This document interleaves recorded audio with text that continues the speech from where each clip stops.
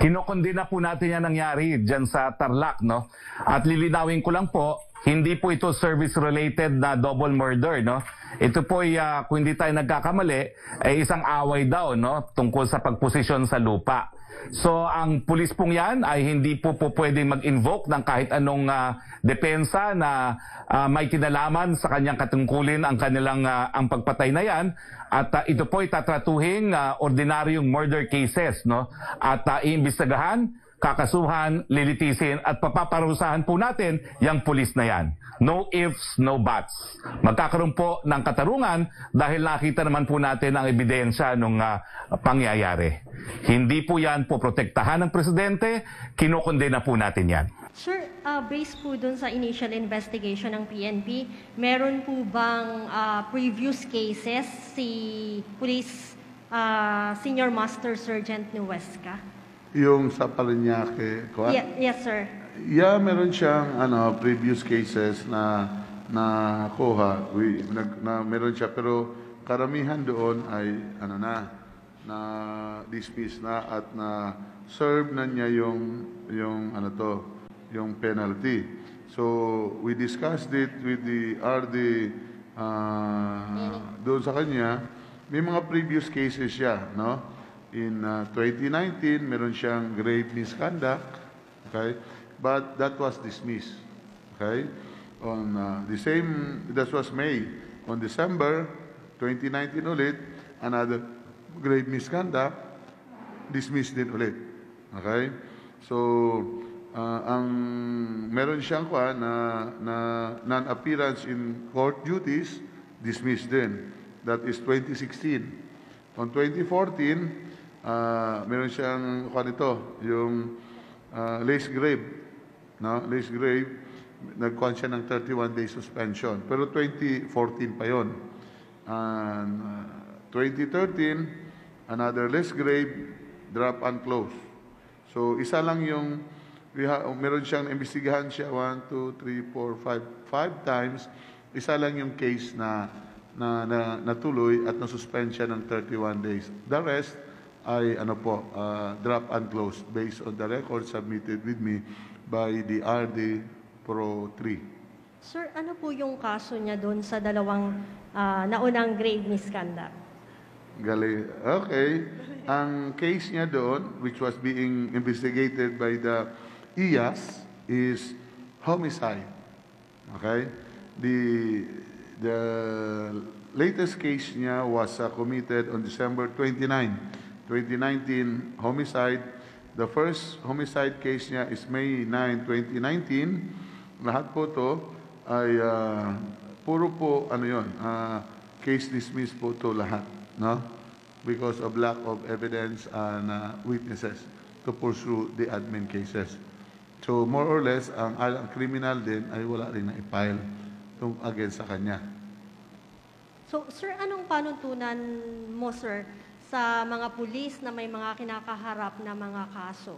Dapat ba relieve muna sila habang may mga kaso? O ipapareview mo po ba yung may mga pulis na tulad niyan, homicide pala yung mga dati niyang kaso at marami pa siyang mga iba pang kaso? Dapat ba, sir, hindi muna makapwesto yung mga ganong mga klase ng pulis, sir? Hindi naman. Kasi nga, yung case niya is case dismissed po, no? After he was investigated, na case dismissed, so wala namang kasong against sa kanya, so back to duty po siya. Kasi inimbestigahan siya, no? At hindi po napatunayan kung na siya talaga ang gumawa based on the documents. At ang nag-imbestiga po noon ay ang IAS. Okay? So, kung wala namang dahilan para i-relieve or i-detain at i-dismahan yung mga tao, maski may kaso pa naman siya, ay hindi po namin gagawin yon. We still observe due process sa procedural po namin dito. Kung may kaso na siya at na-penalize na siya, that's the time i-serve yung suspension, recall ng firearms, and relieve siya sa position. Now, for this new case, very strong po yung evidence sa kanya, kaya nga na-detain na siya, na-disarmahan, at inisyuhan na po namin ng automatic leave of absence, no? Para po yung salary niya will be automatically cut. po doon. Yun po yung ginawa po kaagad ng RD Pro 3. Just a follow-up. Kanina, binabanggit kasi nung na-interview namin sa Paniki Tarlac na Chief of Police na meron din tungkol sa boga, which was probably one of the reasons kung bakit na-trigger ulit yung kaso tungkol dun sa right-of-way. Pero pwede lang pong paki-enlighten kami, ano exactly yung issue tungkol dun sa right-of-way, gano'n na to katagal, and will this affect the case that will be filed against him, whether it's homicide or murder? Kasi kanina, medyo parang iba-iba yung information that we are getting. We're not really sure whether it's murder that is going to be filed against him or homicide lang po. Will it affect, kasi kung halimbawa right-of-way at matagal na yung issue na yon, meron po bang magiging parang ano yon, epekto dun sa kaso na kumbaga parang pinag-isipan na niya na gawin yung pagpatay, or talagang out of the, parang naging outburst lang niya yung kanyang pagbaril lang dun sa dalawa? Una-una, ma'am, we will let our investigator do their job. Hindi ko po sila pangunahan at hindi ko rin alam kung bakit niya nagawa yon. So we let the investigator do their job. Hintayin natin kung ano po yung ipa-file nila na kaso. I will not state any specific case kasi nga baka maiba ang interpretations po ng mga investigator natin. So ang stand namin dito sa headquarters is we let the investigation go on and our investigator do their job. We'll just wait kung ano po i-file ng kaso at ano po ang na-find out nilang kadahilanan kung bakit nagawa po yun ng personnel namin. Thank you. Ms. Eunice Silerio, Filipino Mirror.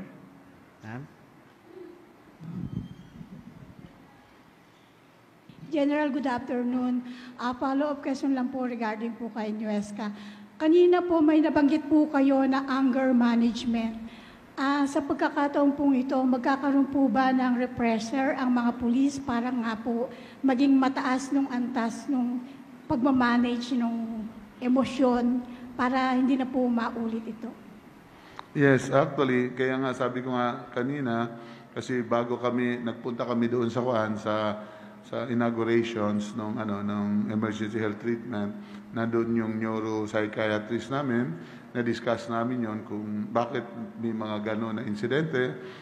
Ang assessment ng neuropsychiatrist namin, sabi niya, sir, baka sa galit, kasi nga, nung sa galit, nagawa niyo yun, kasi yung assessment niya as neuropsychiatrist, nakita ko, sir, mukhang nagalit yun, kaya gano'n reaction eh.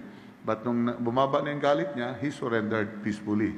So siguro, ang sabi niya, siguro we try to study, sir, na magawa tayo ng anger management, di ba? Try the possibility of informing our people on to manage their anger. No? Kasi pag outburst, biglang makagawa ng masamang bagay. So it's just it's first an assessment given by our neuro psychiatrist based on that situation. But with that, gusto kong pag-aralan kung gagawa ba kami at kung paano gagawin ang module for anger management. Because it's a new concept na lalabas sa amin kung in case ituloy po namin yon.